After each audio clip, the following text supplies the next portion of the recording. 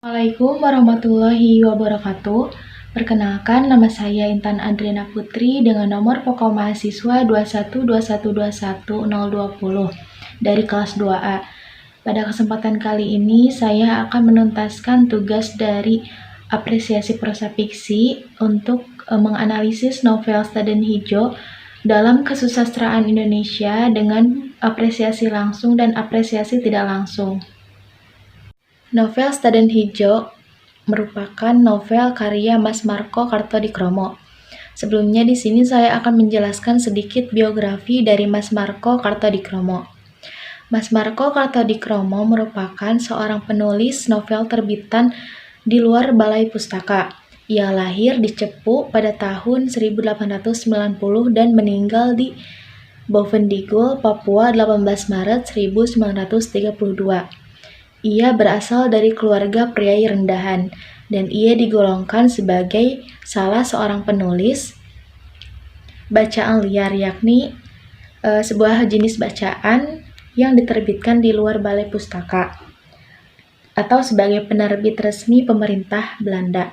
Dan salah satu jenis karya yang terkenal oleh Mas Marco Kartodikromo yaitu yang pertama novel Stadion Hijau, dan yang kedua ada novel yang berjudul Rasa Merdeka. Nah, yang akan saya analisis di sini adalah novel Stadion Hijau. Novel Stadion Hijau karya Mas Marco Kartodikromo terbit pada tahun 1918 pada serial dan tahun 1919 pada buku, dan digolongkan ke dalam sastra angkatan di luar Balai Pustaka. Mas Marco Kartodikromo sebagai penulis mengangkat cerita ini mengenai pengisahan bagaimana Hijau dikirim oleh ayahnya Raden Potronojo untuk mencari ilmu di Belanda karena ia sering dianggap rendah oleh rakyat pribumi. Berbeda dengan sang ibunda Raden Nganten Potronojo, ia khawatir melepas anaknya atau melepas Hijau ke negeri yang identik dengan pergaulan bebas. Karena Hijau dikenal anak yang berperilaku baik, tidak banyak bicara, kutu buku, dan pendengar yang baik. Hijau telah memiliki tunangan yang bernama Raden Ajeng Biru. Mereka dijodohkan oleh orang tuanya semasa kecil. Kepergian Hijau ke Belanda membuat Raden Ajeng Biru percaya kepada Hijau bahwa Hijau akan setia kepadanya. Namun setelah Hijau tinggal lumayan lama di Belanda untuk mencari ilmu, seorang perempuan Belanda yang merupakan putri direktur bernama Betje jatuh cinta kepada Hijau. Tetapi Hijau masih ingat pesan yang disampaikan oleh ibunya bahwa Hijau harus berhati-hati dengan perempuan Eropa. Seiring dengan berjalannya waktu, Hijau lupa tentang pesan yang disampaikan oleh ibunya. Ia menanggapi Betje karena Betje mengolok-olokkan Hijau, yang pada akhirnya Hijau menanggapi si Betje itu tersebut. Kenyataannya, Hijau bisa pergi ke Belanda karena ia merupakan anak yang pintar dan mampu melanjutkan pendidikannya ke Belanda. Hijau terbuai setelah Hijau lama tinggal di Belanda, Hijau terbuai oleh kebudayaan barat dan melakukan pergaulan bebas dan terlibat hubungan seksual di luar nikah bersama Betje. Hal memalukan itulah yang membuat Hijau mendapat surat panggilan untuk kembali ke tanah Jawa. Persoalan Hijau tidak sampai di sini. Kini semuanya menjadi berbelit-belit karena perjodohan dengan Raden Ajeng Biru. Tetapi Hijau jatuh cinta dengan Raden Ajeng Wungu yang merupakan putri Raden Jarak. Namun pada akhirnya Hijau memiliki kebebasan bercinta dan memilih cintanya. Rumus perjodohan berubah. Hijau menikah dengan Wungu, Raden Ajeng Biru menikah dengan Wardojo yang merupakan kakak laki-laki dari Wungu. Semuanya dapat menerima dan bahagia. Dalam menganalisis novel Stadion Hijau karya Mas Marco Kartodikromo ini, diperlukan berbagai pendekatan untuk menganalisis lebih dalam lagi. Nah, pendekatan yang kedua ini yang akan saya lakukan dalam menganalisis novel Stadion Hijau yaitu pendekatan didaktis. Pendekatan didaktif merupakan pendekatan yang berusaha menemukan dan memahami gagasan, tanggapan evaluatif maupun sikap pengarang terhadap kehidupan yang mengandung nilai-nilai yang mampu memperkaya kehidupan rohaniah pembaca. Adapun nilai-nilai yang terkandung dalam novel Stadion Hijau karya Mas Marco Kartodikromo terdapat 4 nilai kehidupan. Yang pertama, nilai budaya, yaitu dengan adanya pertentangan hubungan antara kaum pribumi dengan kolonial Belanda dan terdapat diskriminasi ras dan golongan. Yang kedua, ada nilai politik, yaitu dengan adanya suasana pergerakan serikat Islam yang menjadi tempat melakukan berbagai hal. Kemudian yang ketiga, ada nilai moral. Terbukti bahwa belajar harus bersungguh-sungguh, jangan mudah terpengaruh oleh lingkungan sekitar yang kurang baik, dan kebaikan orang harus dibalas dengan kebaikan pula.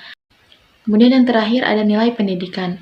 Pendidikan menjadi hal yang penting dalam mengangkat status sosial di masa itu, dan pendidikan Eropa atau Belanda menjadi tolak ukurnya. Selanjutnya saya akan melakukan apresiasi tidak langsung terhadap novel Stadion Hijau karya Mas Marco Kartodikromo. Di sini saya akan menjelaskan resensi novel Stadion Hijau oleh Fahzani dalam fahzaniblog.wordpress.com. Dalam resensinya, beliau menulis sebuah kritikan atau resensi bahwa cerita Stadion Hijau ini bermula ketika Ayah Hijau, Raden Petronojo, berencana mengirim Hijau ke Belanda, dan Raden Petronojo ini berharap keluarganya yang berasal dari kalangan pedagang ini bisa memperbaiki hal ini. Seorang pedagang yang sukses dan kehidupan yang berbanding dengan bangsawan murni dari garis keturunan. Tetapi itu tidak berarti bahwa kesetaraan tercapai, apalagi di mata orang-orang dekat pemerintah atau priayi. Raden Nganten Ibu Hijau dari Petronojo tidak setuju. Dia sangat khawatir membiarkan Hijau pergi ke Belanda atau pergi ke negara asosiasi bebas atau pergaulan bebas. Meski demikian, Hijau juga pergi ke negeri Belanda. Saat bersekolah di Belanda, mata Hijau terbuka dan kenyataan ternyata tidak begitu benar. Itu sama dengan Hindia Belanda. Ada yang tuan, ada yang hamba, ada yang jahat, ada yang baik. Hijau menikmati sedikit hiburan ketika dia mengarahkan Belanda di hotel, restoran, dan rumah kos. Meskipun hal ini tidak mungkin dilakukan di Hindia Belanda. Novel Hijau ini mencatat konflik budaya kehidupan aristokrat selama periode gerakan. Seorang intelektual pribumi yang lahir dari kaum berjuis kecil. Novel ini dengan berani mengontraskan kehidupan di Belanda dan Hindia Belanda. Raden Hijau adalah seorang pemuda lulusan sekolah HBS, dan setelah lulus ia melanjutkan belajar sendiri dengan membaca buku-buku kesukaannya. Ayahnya yang seorang saudagar bermaksud mengirimkannya ke negeri Belanda agar status mereka setara dengan priayi. Niat saya adalah mengirim Hijau ke negeri Belanda agar orang-orang yang memandang rendah bisa mengerti bahwa manusia semua sama. Artinya, Anda bisa belajar seperti bupati atau pangeran. Menurut saya, tidak ada konflik berarti yang disajikan dan tidak ada klimaks yang seru. Dari awal cerita sampai akhir, semuanya datar. Namun pesan yang ingin disampaikan oleh novel ini sangatlah penting. Kesetaraan umat manusia atau kesetaraan antar manusia, terutama antara Hindia dan Belanda, itulah yang dipikirkan Hijau sesampainya di Belanda dan melihat bahwa kehidupan di sana tidak jauh berbeda dengan Belanda. Nah, mungkin itu resensi yang dapat saya simpulkan dari blog yang saya ambil, yaitu dari fahzaniblog.wordpress.com. Selanjutnya yaitu keterkaitan antara novel Stadion Hijau dengan periodisasi sastra. Novel Stadion Hijau merupakan roman Melayu Tionghoa yang ditulis oleh Mas Marco Kartodikromo. Mas Marco Kartodikromo merupakan seorang pengarang Indonesia yang karya-karya sastranya digolongkan sebagai bacaan yang terbit di luar angkatan Balai Pustaka, atau sering disebut juga dengan bacaan liar. Kemudian pendapat lain yang dikemukakan oleh Harsja W. Bahtiar pada tahun 1977 dalam tulisannya yang berjudul Kesusastraan Indonesia dalam Masyarakat Indonesia menggolongkan roman ini sebagai kesusastraan Melayu baru. Dan dari beberapa pendapat dan pandangan dari beberapa ahli dapat kita simpulkan bahwa roman Stadion Hijau ini merupakan roman yang bersifat nasional dengan ditandai dengan adanya penggunaan bahasa Indonesia dan penggunaan bahasa Melayu rendah. Meskipun sering disebut bacaan yang terbit di luar angkatan Balai Pustaka atau disebut dengan bacaan liar, namun bisa dikatakan bahwa novel Stadion Hijau ini ada kaitannya dengan angkatan Balai Pustaka. Balai Pustaka sendiri merupakan karya sastra Indonesia yang terbit sejak tahun 1920 yang didirikan untuk memproduksi bahan bacaan bagi sekolah yang dibangun oleh pemerintah kolonial Belanda yang diyakini sebagai bagian dari politik etis atau politik balas budi.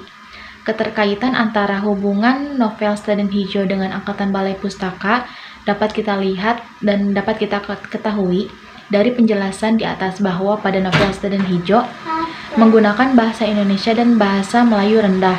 Begitu juga dengan temanya berisikan tentang nasionalisme, persatuan, dan rasa kebangsaan. Stadion Hijau mengadopsi budaya barat dengan cara pergi ke Belanda untuk mencari ilmu.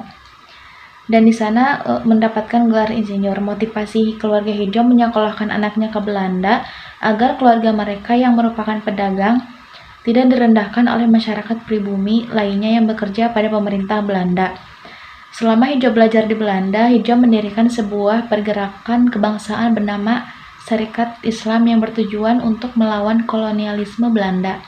Menurut pendapat saya, setelah saya membaca dan menganalisis novel Stadion Hijau karya Mas Marco Kartodikromo ini, saya menemukan dan mendapatkan pelajaran yang dapat saya ambil, yaitu salah satunya adalah kita harus menuntut ilmu setinggi-tingginya agar tidak dipandang rendah oleh siapapun.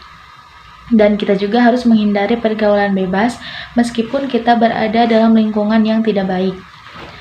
Nilai-nilai moral yang terdapat dalam novel Stadion Hijau ini, kita dapat harus menghormati antara sesama manusia. Terlepas dari pelajaran yang dapat saya ambil dari novel Stadion Hijau ini, ada juga kekurangan dari novel Stadion Hijau. Kekurangannya yaitu adanya bahasa yang lumayan sulit untuk dipahami sehingga pembaca harus berulang-ulang agar dapat memahami bahasa atau isi cerita dari novel Stadion Hijau. Dan tidak banyak konflik. Dan kelebihannya yaitu tidak banyak konflik, kemudian ceritanya sederhana dan cocok dibaca oleh anak muda. Dalam menganalisis sebuah karya sastra diperlukan berbagai pendekatan. Salah satunya pendekatan didaktis. Pendekatan didaktis mampu memberikan sebuah pandangan hidup terhadap nilai-nilai yang termuat dalam novel Stadion Hijau. Pendekatan didaktis dalam karya sastra adalah pendekatan yang membahas tentang tanggapan evaluatif serta sikap pengarang atau nilai-nilai yang disampaikan pengarang untuk diterapkan pembaca ke dalam kehidupan. Nilai didaktis ini mampu membawa perubahan sikap atau tingkah laku ke arah yang lebih baik lagi. Ada beberapa nilai didaktis yang dapat kita ketemukan dalam novel Stadion Hijau. Dalam novel Stadion Hijau terdapat nilai-nilai kehidupan, seperti nilai budaya, nilai politik, nilai moral, dan juga nilai pendidikan. Sekian yang dapat saya sampaikan. Semoga video ini dapat membantu teman-teman semuanya dalam mencari referensi dalam menganalisis sebuah karya sastra. Terima kasih. Wassalamualaikum warahmatullahi wabarakatuh.